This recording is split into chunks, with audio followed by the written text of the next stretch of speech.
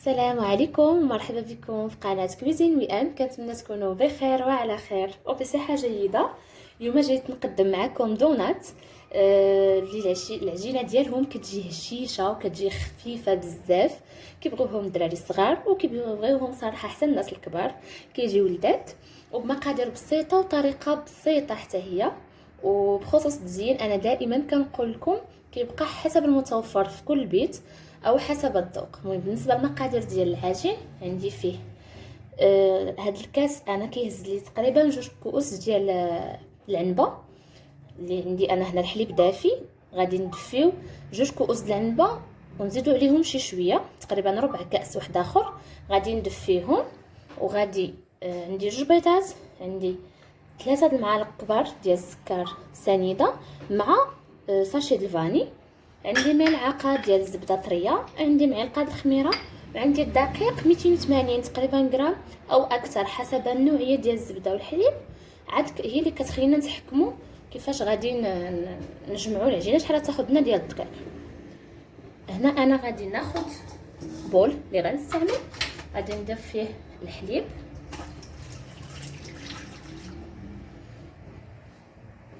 غادي نضيف فيه السكر والفاني،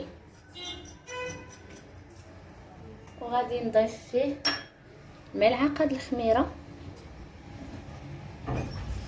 صافي هنا غادي نخلطهم بالمعلقه وغادي نغطيهم بواحد الزيف على هذا الشكل هذا، وغادي نخليهم يخمروا 10 دقائق. عاد نضيف عليهم باقي المكونات. بعد ما دازت 10 دقائق كنحيدوا الزيف ديالنا. صافي هي هذه كتكون الخليط ديالنا هو هذا. نسيت ما قلت لكمش المقادير، عندي خماره حتى هي. المهم انا هنا غادي نضيف نصف الكميه، نضيف واحد 500 غرام تقريبا ديال الدقيق، حيت هو ياخذ واحد 580 غرام. غنضيف انا 500 غرام. هانتوما غادي نضيف عليها 2 بيضات، غادي نضيف بيكن باودر اولا خماره وزن 8 غرام، وغادي نضيف قطعه ديال الزبده اولا قياس ملعقه ديال الزبده كبيره اللي هي هذه. صافي وغادي نجمع الخليط ديالي. كان ناقصني دقيق غادي نضيف الدقيق، وضروري من الملحه باش كتوازن، ولو فيه السكر لكن ضروري من واحد القبصه ديال الملحه باش كتوازن لنا القياس ديال الحلاوه. صافي انا غادي نجمع هنا العجين ديالي ويكون رطب، ما يكونش قاصح بزاف وما يكونش خفيف. المهم يتجمع لكم على هذا الشكل.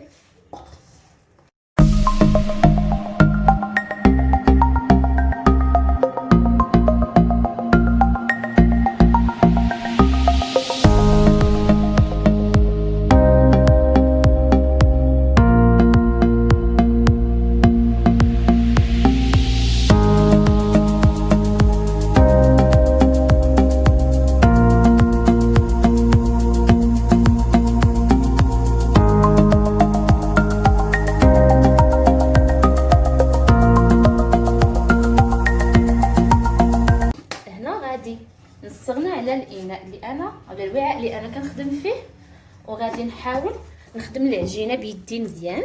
بالنسبه اللي عنده العجانه راه كيحطها واحد 5 دقائق اولا واحد 4 دقائق وهي كتخدم في العجانه بالدرجه الثانيه.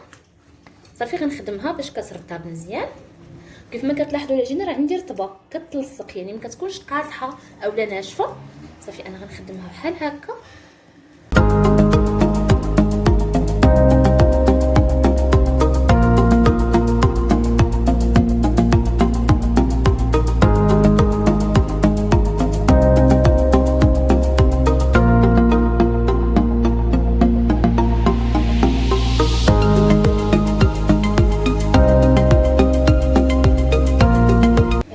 جبت انا زلافه اولا بول اللي درت فيه القليل من الزيت على هذا الشكل، وغادي نحط فيه العجينه ديالي كيف ما قلت لكم راها رطبه.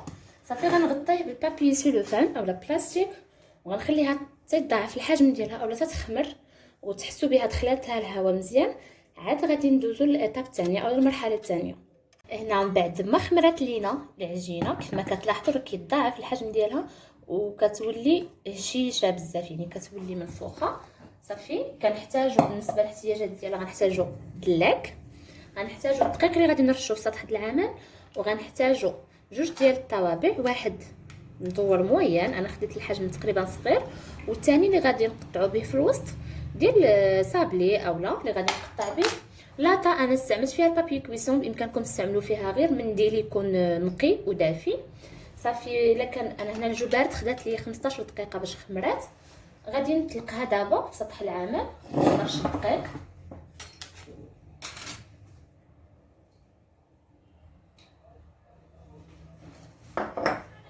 وغادي نطلق العجينه ديالي، نحاول نخرج منها الهواء بهذا الشكل ديال الصبعاني. انا نستعمل الاصابع ديالي باش نخرج منها الهواء. صافي غنرش الدقيق وغادي نطلقها بالدلاك تكون رقيقه، هي العجينه راها رطبه بزاف. هنا من بعد ما طلقت العجين هانتوما الحجم ما كيكونش رقيق بزاف وما كيكونش غليظ. صافي درت المول اللي غنقطع به في الدقيق وغادي نقطع العجينه ديالي بحال هكا على هذا الشكل، وغنولي نقطعها، نحاول نجيب في الوسط وغنولي نقطعها في الوسط حتى هي. صافي غادي نديرها في اللاطه اللي في البابي ندير فيها بابي كويسون. هادو كنستعملهم حتى هما راه كيجيو في الشكل ديالهم مزيونين حتى هما كيتقلاو. صافي انا غادي نستمر على هاد الطريقه هادي، نقطع العجينه ديالي كلها. بالنسبه اللي غيبقى لي د العجين غنخليه يرتاح شويه عاد نخدم به. الا خدمت به ديك الساعه كيتقلص الحجم ديالو. صافي على هذا الشكل. هنا من بعد ما ساليت العجينه ديالي كلها غنخليهم دابا غيخمروا، غنغطيهم بواحد الزيف اللي يكون دافي. الا كان الجو بارد كان يستحسن انكم تشعلوا الفران وتطفيوه وتخليوه يدفى وتدخلوهم ليه بالزيف باش يكونوا مغطيين كيخمروا دغيا. الا ما كانش الجو دافي صافي كتغطيوهم كتخليوهم يخمروا واحد 15 دقيقه وعاد نقليوهم. هنا الزيت كنسخنوه. هنا من بعد ما كيسخن الزيت مزيان صافي كنبداو نحطوا لي دونات ديالنا بحال هكا. بسم الله. الزيت كيكون سخون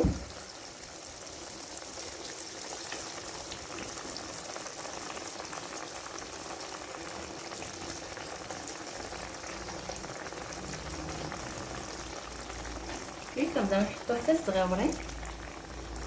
ملي كتبداو يتنفخوا كنقلبوهم، خصنا نقلبوهم دغيا حيت هما راهم دغيا كيتحمروا.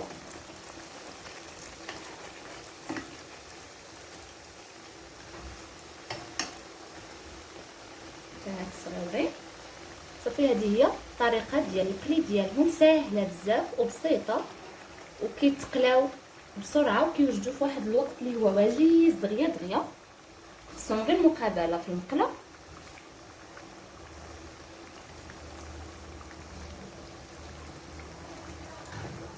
على هذا الشكل كتكون الدونات ديالنا واجده.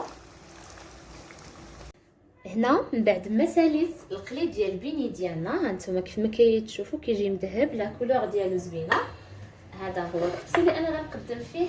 بالنسبه للتزيين انا غنستعمل الشوكولا نوار اللي دوبتها والشوكولا بيضاء اللي حتى هي دوبتها. غنستعمل اللوز اولا كاوكاو كونكاسي مهرمش، وغادي نستعمل الفيرميسيل اولا رقائق ديال الشوكولا. غنستعمل انا اختاريت هاد جوج الالوان الصفر والازرق كيجيو اللوينات ديالهم باهجين. صافي غادي نستعمل هنا ديال شوكولا اسود كناخذ هكا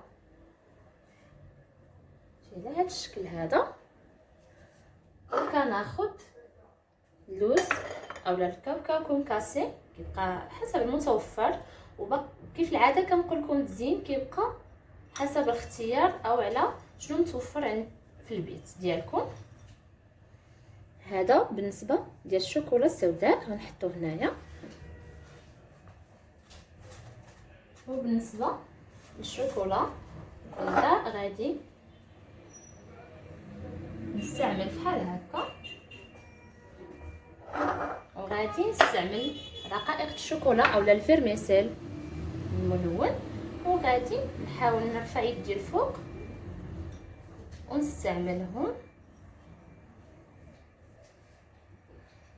على هذا الشكل حتى هو كيجي المنظر ديالهم مزيون. الدراري الصغار اولا في الاعياد ميلاد اولا في ديغوتي اللي كيكونوا هكا ديال النجاح اولا ديال كيجيو مزيونين.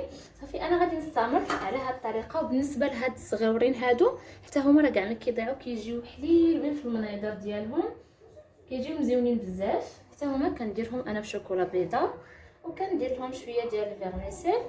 حتى هما راهم كيجيو في الطبيله ملي قلت لكم د لانيفرسير مزيونين، كيجيو بحال لي بوب كيك حتى هما كيجيو حليلوين. صافي غنستمر على هذه الطريقه هذه ونتلاقاو في الشكل النهائي.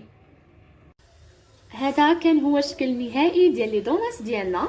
كنتمنى ينالوا الاعجاب ديالكم وتجربوهم، ساهلين كيتستعملوا في الدار باش كنعرفوا راسنا شنو كناكلوا وطريين في نفس الوقت. كنتمنى منكم تجربوهم. هانتوما كيف ما كتلاحظوا راهم كيجيو خفافين وهشاشين بزاف.